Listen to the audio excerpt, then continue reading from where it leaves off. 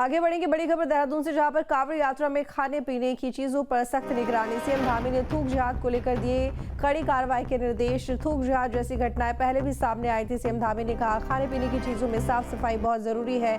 पहले भी हमने कठोर कार्रवाई की है और आगे भी इसी तरह से कठोर कार्रवाई करेंगे। तो कांवड़ यात्रा में खाने पीने की चीजों पर सख्त निगरानी रखी जाएगी। मुख्यमंत्री धामी, जिन्होंने इस मामले को लेकर सख्त निर्देश दे दिए हैं और कड़ी कार्रवाई की बात भी कही है। थूक जिहाद जैसी घटनाएं पहले भी सामने आई थी। सीएम धामी ने कहा, खाने पीने की चीजों में साफ सफाई बहुत जरूरी है और पहले भी हमने कठोर कार्रवाई की है और आगे भी करेंगे।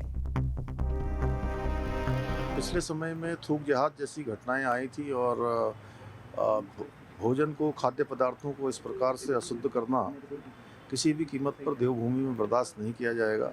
हमने उसके खिलाफ पहले भी कठोर कार्रवाई की है, आगे भी हम कठोर कार्रवाई करेंगे। कांवड़ मेले को लेकर संतों ने कांवड़ियों से अपील की है कि यात्रा की मर्यादा के अनुरूप ही वे आचरण करें और साथ ही स्थानीय लोगों को भी शिव भक्तों से अनुशासित होकर व्यवहार करने का अनुरोध किया है। संतों की सर्वोच्च संस्था अखिल भारतीय अखाड़ा परिषद के अध्यक्ष और महामंत्री ने कांवड़ यात्रा को लेकर भक्तों से खास अपील की है। अखाड़ा परिषद के अध्यक्ष श्री महंत रविंद्रपुरी ने कहा कि कांवड़ में बेवजह के विवाद से बचकर भोले की भक्ति में मन लगाएं और स्थानीय लोग उसमें उनका सहयोग कर पुण्य लाभ कमाएं। ऐसा मैं चाहूंगा कांवर में भजन केला में और भजन में जो धार्मिक भजन है उन भजनों को ही सेवन किया जा। कांवर का जो व्रत का नियम उसका पालन किया जा। कई ऐसे मतलब कोई भी चीज ऐसा न किया जा कि आपके लिए और आपके कांवर के लिए गर्मा के विरुद्ध हो। उसके ऊपर विशेष रूप से आप सभी कांवरियों से मैं अपील प्रार्थना करता हूं कि ऐसा आपके द्वारा नहीं होना चाहिए कि जो हमारे पूर्वजों का जो कांवर की परंपरा थी उन्हें आत्मा कहीं आप दुख पहुंचावे। ऐसा कुछ भी कृत्य आप करते हैं तो उसको कष्ट पहुंचा रहे हैं कि स्वयं कांवर माता पार्वती के बाद अंजनी माता स्वयं हनुमान जी के लिए प्रार्थना करने के लिए, महादेव जैसे पुत्र को महादेव से प्राप्त करने के लिए कांवर की ऐसी पावन पवित्र पावना था कि जिसके द्वारा आरंभ किया गया है।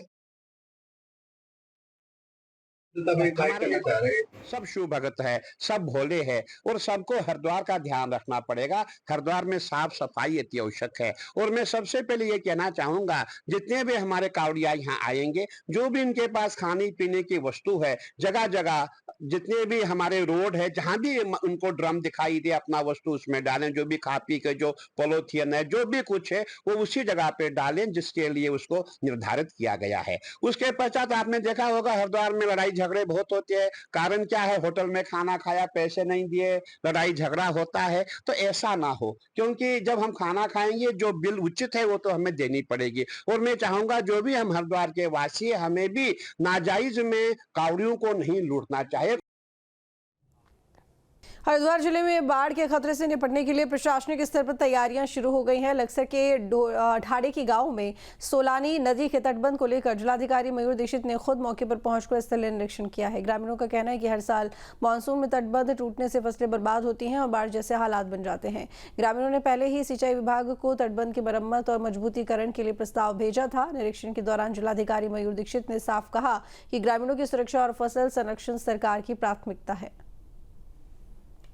यहाँ पर गांव में जो सोलानी नदी की वजह से जो कटान हो रहा है और साथ ही यहाँ पे जो एक बंदा था उसमें और क्या प्रोटेक्शन वर्क किए जाने थे, उसी क्रम में गाँव वासियों ने सिंचाई विभाग को एक प्रस्ताव दिया था। उसका निरीक्षण किया गया, क्या काम होने हैं और कितनी जल्दी होने उसके बारे में आज प्लान बनाया गया है, जिससे कि गाँव और साथ ही आगे लक्सर भी लगता हुआ है ताकि कोई जलभराव की स्थिति उत्पन्न हो। राष्ट्रीय राजमार्ग पर आपदा के बाद बहाली का कार्य युद्ध स्तर पर जारी है। भारी मशीनों से मलबा हटाने का काम किया जा रहा है। इसी बीच विधायक संजय डोभाल और जिलाधिकारी प्रशांत आर्य ने प्रभावित क्षेत्रों का निरीक्षण किया और राहत कार्यों की समीक्षा की। श्रद्धालुओं को उजड़ी से सिलाई बैंड तक पैदल पहुंचाया जा रहा है, जहां से उन्हें ट्रांसशिपमेंट की मदद से निकाला जा रहा है। प्रशासन के अनुसार अब तक करीब 50% श्रद्धालुओं को सुरक्षित बाहर निकाला जा चुका है।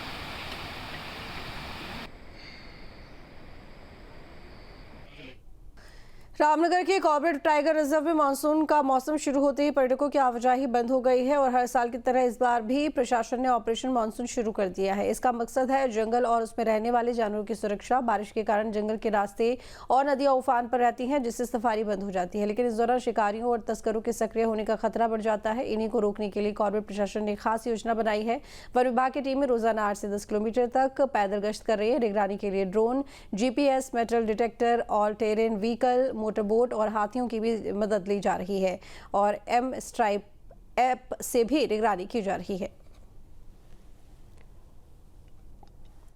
देखिए, जैसा मैंने कहा कि बरसात के दिनों में ज़्यादा पानी आने से जो हमारी रोड्स होती हैं वो सबसे ज़्यादा डैमेज होती हैं, सबसे ज़्यादा ख़राब हो जाती हैं। तो इसीलिए उस क्षेत्र में सबसे जो महत्वपूर्ण होता है वो पैदल गश्त होती है। तो हमारी जो टीम है वो 4-5 लोगों का समूह बना के और अपने जो वायरलेस और जो हमारे अस्त्र हैं उनके साथ एक टीम जो होती है पूरे क्षेत्र में पेट्रोलिंग करती है। ये सारी जो पेट्रोलिंग है ये हमारा जो M स्ट्राइप ऐप है जो उनके फ़ोन पे भी रहता है, उसमें सारी चीज़ें रिकॉर्ड की जाती हैं, जिसका जो रेगुलर रिव्यू होता है वो रेंज लेवल पर, वो सब डिवीज़न लेवल पर, वो DFO लेवल पर और फिर अंततः निदेशक लेवल पर भी उसका रिव्यू किया जाता है।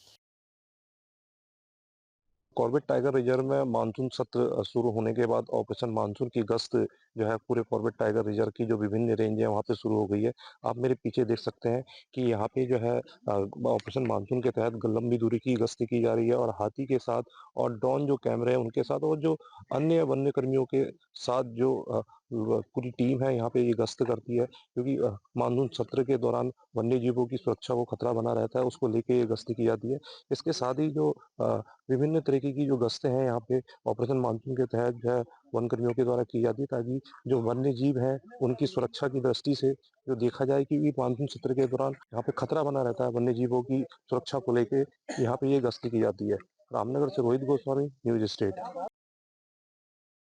देहरादून से बड़ी खबर, जहां पर धामी सरकार के 2 कार्यकाल के 4 साल पूरे हो गए हैं। सीएम धामी ने गिनाई अपनी सरकार की उपलब्धियां, संवर रहा है उत्तराखंड। सीएम धामी ने कहा, राज्य में लिए गए फैसले देश के लिए जो कि नजीर बन रहे हैं। भ्रष्टाचार के खात्मे से लेकर विकास के खूब काम किए गए हैं। तो ये बड़ी जानकारी है देहरादून से, जहां पर धामी सरकार के 2 कार्यकाल के 4 साल पूरे हो गए हैं। वहीं सीएम धामी ने गिनाई अपनी सरकार की उपलब्धियां। उन्होंने कहा कि उत्तराखंड जो कि संवर रहा है, विकास हो रहा है। राज्य में कई ऐसे फैसले लिए गए हैं, देश के लिए नजीर बन रहे हैं वो फैसले। भ्रष्टाचार के खात्मे से लेकर विकास के खूब काम किए गए हैं। 4 सालों में हमने आदरणीय प्रधानमंत्री जी के मार्गदर्शन में राज्य को आगे बढ़ाने में, नौजवान युवाओं को रोजगार देने के लिए हो, चाहे नवाचार करना हो या अन्य ऐतिहासिक निर्णय लेने हो जो पहले के समय में डेमोग्राफी और अतिक्रमण के खिलाफ कार्रवाई करनी हो, उन सभी पर काम किया है। केंद्र सरकार की जो योजनाएं हैं उनको धरातल पर उतारने के लिए काम को आगे बढ़ाया है और हमारा संकल्प है कि लगातार उत्तराखंड आगे बढ़े और उस दिशा में आज उत्तराखंड पूरे देश के अंदर एक अपनी पहचान बना रहा है। जो निर्णय उत्तराखंड में लिए जा रहे हैं वो आज पूरे देश के लिए भी उदाहरण बन रहे हैं, चाहे वो नकल का कानून हो, चाहे UCC का कानून हो या आज SDG सस्टेनेबल डेवलपमेंट गोल्स में पूरे भारत के अंदर उस इंडेक्स में उत्तराखंड का पहला स्थान आना हो। ऐसे अनेक कार्य हुए हैं और उत्तराखंड आगे बढ़ रहा है, उत्तराखंड संवर रहा है। सभी उत्तराखंड वासी उसमें अपना योगदान दे रहे हैं और आगे भी योगदान करते रहेंगे। देहरादून से है, जहां पर धामी कैबिनेट की बैठक खत्म हो गई है। कैबिनेट बैठक में आया मात्र एक प्रस्ताव, रेशम विभाग का प्रस्ताव, जो कि मंजूर हो गया है। बता दें कि सरकार ने तय की कोकून की MSP A ग्रेड कोकून की कीमत 400 से बढ़ाकर 440 की गई है। B ग्रेड की कीमत 370 से बढ़ाकर 395 की गई है और C ग्रेड की कीमत 280 से 290 कर दी गई है। D ग्रेड की कीमत 230 से बढ़ाकर 240 रुपए कर दी गई है। तो केवल एक प्रस्ताव जो कि कैबिनेट बैठक में आया है और वो कुछ इस तरीके से है। बता दें कि रेशम विभाग का प्रस्ताव जो कि मंजूर हो गया है और इसमें जो कीमतें हैं वो बढ़ा दी गई हैं। बता दें कि A ग्रेड कोकून की कीमत 400 से बढ़कर 440 हो गई है, B की 370 से बढ़कर 395, C की 280 से 290 और 230 से बढ़कर 240 हो गई है D ग्रेड की कीमत।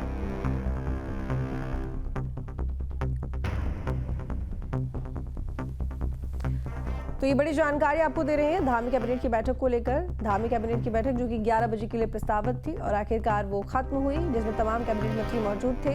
कैबिनेट बैठक में मात्र एक प्रस्ताव आया, रेशम विभाग का प्रस्ताव जो कि मंजूर हुआ। सरकार ने तय की कोकून की एमएसपी और इसमें ए ग्रेड कोकून की कीमत बढ़ाकर 400 से 440 कर दी गई है, बी की 370 से 395, सी की 280 से 290 और 230 से बढ़ाकर 240 कर दी गई है डी ग्रेड की कीमत। तो यहाँ पर बता दें कि लगभग 10-10 रुपये का फ़र्क जो है वो दिखाई दे रहा है। और वहीं हम बात करें ए ग्रेड की तो इस पर 40 रुपये का फ़र्क है, बी ग्रेड की बात करें तो 70 से 95 यहाँ पर की गई है, लेकिन सी और डी में मात्र 10-10 रुपये बढ़ाए गए हैं।